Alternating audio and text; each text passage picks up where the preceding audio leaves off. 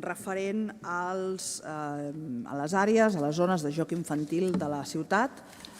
per les quals demanem un pla de millora. En primer terme, per tal que s'adaptin progressivament al context d'emergència climàtica, a les altes temperatures, per tal que els nens i nenes, els infants de la ciutat, puguin exercir el dret a joc amb confortabilitat, i és en aquest sentit que demanem que almenys